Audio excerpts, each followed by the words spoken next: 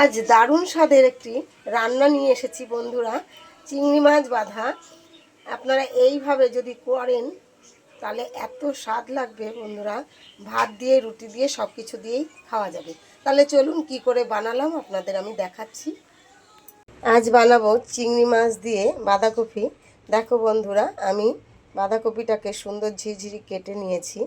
তা প্রথমে আমি বাঁধাকপিটাকে একটু সেদ্ধ করে নেব। আমি এই যে গ্যাসে বসিয়ে দিয়েছি সেদ্ধ, একটু সেদ্ধ হোক। ভালো সেদ্ধ করে নিয়েছি, তেল গরম হয়ে গেছে, দিয়ে দিয়েছি একটু লবণ। এবার চিংড়ি মাছগুলো ভেজে নেব, হালকা ভাজা দিয়ে নামিয়ে নেব। চিংড়ি মাছটা ভাজা হয়ে গেছে, এখন আমি তুলে নিচ্ছি। এই তেলে দিয়ে দিচ্ছি শুকনো লঙ্কা, তেজপাতা আর সাদা জিরে।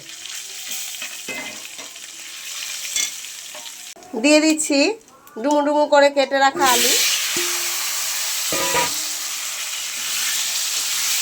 আলুটাকে ভেজে নেব। দিয়ে দিচ্ছি আদা আর কাঁচা লঙ্কা বাটা।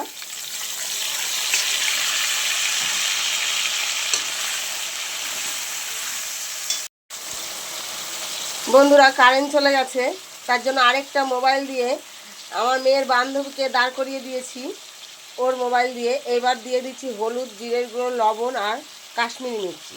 যেহেতু লঙ্কা বাটা দিয়েছি, কাঁচা লঙ্কা, তাই শুকনো লঙ্কা দেব না। এটা ভালো করে কষিয়ে নিয়ে বাঁধাকপি সেদ্ধ করা দিয়ে দেবো। মশলাটা কষে গেছে, এবার দিয়ে দেবো সেদ্ধ করে রাখা বাঁধাকপি। কারেন্ট চলে এসেছে বন্ধুরা। দিয়ে দিচ্ছি চিংড়ি মাছ। চিংড়ি মাছটা দিয়ে সাথে ভালো করে মিশিয়ে আরও কিছুক্ষণ রান্না করে নেব।